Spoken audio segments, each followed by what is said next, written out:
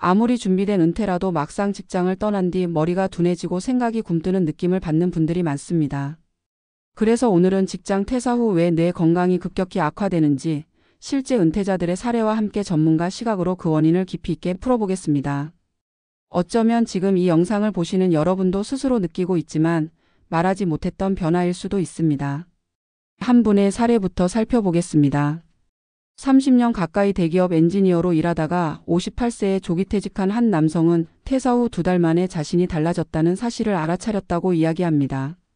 예전에는 스케줄을 외우는 것이 어렵지 않았고 업무 논리를 정리하는 것도 일상처럼 자연스러웠는데 퇴사 후에는 단순한 일정조차 자꾸 잊어버리고 집중력이 10분 이상 유지되지 않는다고 말했습니다. 더 놀라운 건 스트레스는 줄었는데 오히려 두뇌는 더 무거워지고 몸은 더 피곤하다는 느낌을 받았다는 점입니다.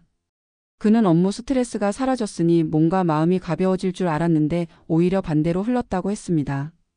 이러한 변화는 개인의 문제만이 아닙니다. 의학 연구에서도 직장에서 물러난 사람들의 뇌 기능 저하 속도가 현직에 있을 때보다 평균 1.5배 더 빠르게 진행된다는 결과가 나왔습니다. 여기에는 몇 가지 중요한 이유가 있습니다. 첫 번째는 인지 자극의 급감입니다. 직장 생활이 힘든 이유는 스트레스 때문이지만 한편으로는 매일에 해결해야 할 과제, 동료와의 토론, 일정 관리, 판단과 선택 과정이 뇌를 계속 작동시키는 보호장치 역할을 합니다. 그런데 은퇴 순간 이 자극이 사라지면 뇌는 굳어짐을 시작합니다. 뇌세포는 쓰지 않으면 기능이 빠르게 떨어지는 특성이 있기 때문입니다. 두 번째는 생활 구조의 붕괴입니다. 직장인이 가장 크게 의존하는 건 사실 월급이 아니라 리듬입니다. 아침에 일어나 씻고 출근하고 정해진 시간에 집중하고 퇴근하는 일상의 틀이 뇌 기능을 안정적으로 유지시키는 역할을 하는데 이것이 한순간에 무너집니다. 실제로 많은 파이어족이나 조기 은퇴자들이 경험하는 가장 큰 혼란이 바로 이 리듬 상실입니다. 하루를 어떻게 써야 할지 모르다 보니 시간은 많지만 에너지는 더 떨어지고 무기력해지는 악순환으로 이어집니다. 세 번째는 사회적 자극의 감소입니다. 동료와의 대화, 회의 참여, 업무 협업은 표면적으로는 피곤하고 부담스럽지만 뇌 건강에 매우 중요한 요소입니다. 연구에서는 사회적 고립이 치매 발병률을 최대 60%까지 높인다는 결과도 있습니다. 직장을 떠나면 사람을 만나는 빈도는 급격히 줄고 말하는 양도 줄어들며 사회적 피드백도 사라집니다. 결국 인지 능력뿐 아니라 감정 조절 능력까지 약해지면서 우울감, 고립감이 함께 찾아옵니다. 네 번째는 재정적 불확실성이 주는 만성 스트레스입니다. 은퇴 전에는 돈이 들어오는 구조가 명확했지만 은퇴 후에는 지출만 계속 이어지고 자산이 줄어드는 걸 눈으로 확인하게 됩니다. 이때 발생하는 불안은 겉으로 드러나지 않지만 뇌의 전전두엽을 지속적으로 약화시키며 의사결정 능력과 집중력을 떨어뜨립니다. 한 연구에서는 은퇴 직후 재정 스트레스가 높은 사람일수록 두뇌 기능 저하 속도가 빠르다는 분석이 나왔습니다. 또 다른 은퇴자의 사례도 있습니다. 62세에 완전히 일을 그만둔 한 여성은 퇴사 후 처음 3개월은 해방감으로 가득했다고 말했습니다. 하지만 그 뒤 찾아온 건 이유 없는 멍함, 생각의 느려짐, 그리고 정서적인 허무감이었습니다. 가족들은 요즘 따라 말이 줄었다며 걱정을 했고 본인도 내가 예전 같지 않다는 사실을 인정하게 되었습니다. 그런데 이분은 한 가지 변화를 통해 점차 회복됩니다. 바로 매일 일정한 시간에 외출해 독서 모임과 동네 봉사활동을 시작한 것이었습니다. 누군가를 만나고 대화하고 가볍게 활동하는 것만으로도 머리가 맑아지는 느낌이 들었다고 이야기합니다. 실제로 사회적 자극과 규칙적 리듬 회복은 뇌 기능 저하를 막는 가장 확실한 방법으로 알려져 있습니다. 그렇다면 직장 퇴사나 은퇴 후 뇌 건강 악화를 막기 위해 우리가 할 수 있는 현실적이고 과학적인 전략은 무엇일까요? 먼저 일상의 구조를 반드시 다시 만들어야 합니다. 출근이 없더라도 매일 일정한 시각에 일어나고 몸을 움직이고 외출하는 작은 규칙을 만드는 것만으로 뇌는 빠르게 안정됩니다. 두 번째는 인지적 자극을 의도적으로 추가하는 것입니다. 독서, 공부, 글쓰기, 토론 모임, 간단한 외국어 학습처럼 내가 생각해야 하는 활동을 매일 30분이라도 유지하면 퇴사 후 급격한 둔화를 크게 막을 수 있습니다. 세 번째는 사람을 만나는 시간을 꾸준히 확보하는 것입니다. 대화는 뇌 기능을 가장 효과적으로 유지시키는 활동 중 하나이며 정서적 안정에도 큰 역할을 합니다. 마지막으로 재정을 숫자로만 바라보지 말고 흐름의 구조를 만들어 두는 것이 중요합니다. 월 지출을 통제하고 현금 흐름을 시각화하면 불안은 빠르게 줄어들고 뇌는 다시 안정적 판단을 회복합니다.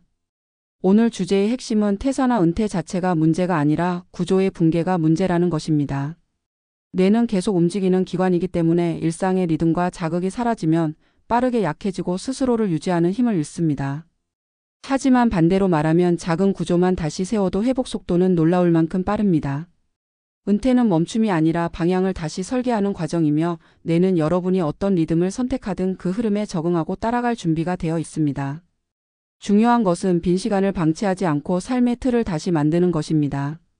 그 틀이 다시 만들어지는 순간 뇌는 다시 깨어나고 여러분의 삶 역시 건강하게 흐르기 시작합니다.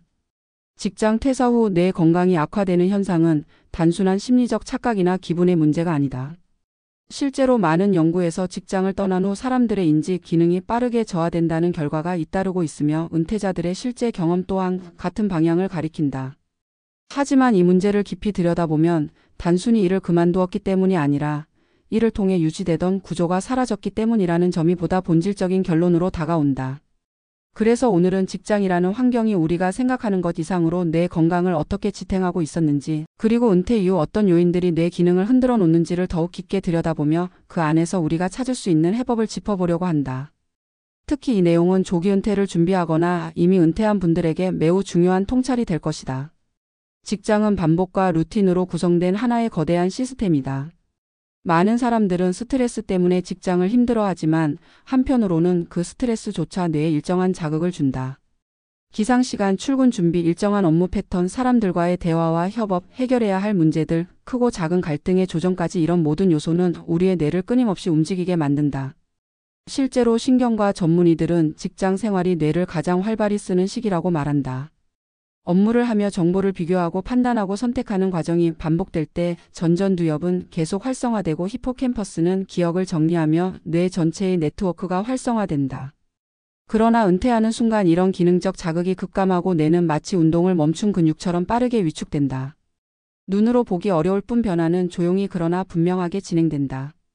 한 은퇴자의 이야기는 이 문제를 단적으로 보여준다. 그는 재직 시절 누구보다 바삐 움직였고 하루 종일 논리적 판단과 기술적 결정을 반복하는 엔지니어였다. 그러다 58세에 스스로 선택한 조기퇴직 이후 그는 생각보다 훨씬 빠르게 자신이 무뎌지고 있다는 사실을 느꼈다. 아침에 일어나면 하루에 해야 할 일이 떠오르지 않고 일정도 자꾸 잊어버렸으며 집중 시간이 짧아지고 말이 느려지는 느낌까지 받았다. 이분은 처음에는 혹시 우울증이나 건강 문제인가 의심했지만 건강검진에서는 별다른 문제를 찾지 못했다. 그는 결국 자신이 잃어버린 것이 일 자체가 아니라 일이 만들어주던 구조였다는 사실을 뒤늦게 깨달았다. 그의 뇌는 출근이라는 행위, 데드라인, 동료와의 소통을 중심으로 움직이도록 오랫동안 훈련되어 있었고 그 연결이 한꺼번에 끊어지며 기능적 공백이 생긴 것이다. 뇌의 건강 악화의 또 다른 축은 사회적 자극의 상실이다. 많은 은퇴자들이 놓치는 부분이 바로 이것이다.